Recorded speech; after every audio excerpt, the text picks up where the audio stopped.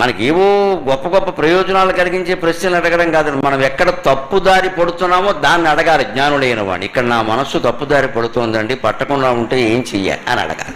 అప్పుడు ఆయన చెబుతాడు, ఆయన తెలుసుంటే ఆ తప్పుదారి పట్టకుండా చూసుకో. ఆయనకి నమస్కారం చేసి మనం ప్రారంభించాలి. నీ పాదంబుల దిక్కు నాకు కమలా నేత్రంబు జాతాంకిత శ్రీపాదంబుల దిక్కు నాకు.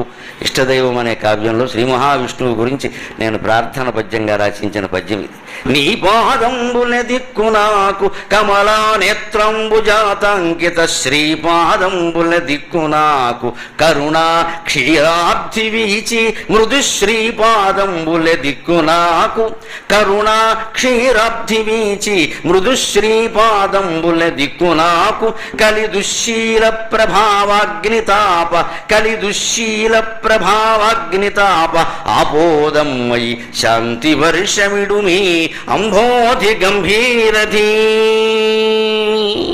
మహావిష్ణువా, నీ పాదములు దిక్కు నాకు. ఆ పాదములు ఎంత గొప్పవంటే కమలా నేత్రంబుజాతంకిత శ్రీపాదంబుల దిక్కు నాకు. లక్ష్మీదేవి నేత్రాలు నిరంతరము ఆ పాదాల మీదే ఉంటాయి కదా, ఆవిడ నిత్యానపాయిని కదా. ఆ పాద సౌభాగ్యాన్ని చూసి ఆవిడ విడిచిపెట్టలేక ఎప్పుడూ పారసేవ చేస్తూనే ఉంది కదా. ఎంత గొప్ప పాదాలవి. అటువంటి పాదాలే నాకు దిక్కు స్వామి.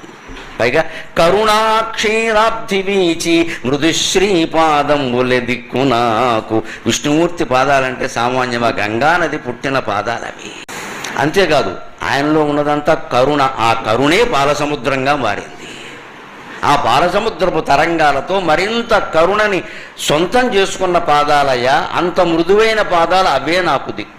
అంతేకాదు కలి దుశ్శీల ప్రభావ అగ్నితాప ఆపోదమ్మయి శాంతి వర్షమిడుమి.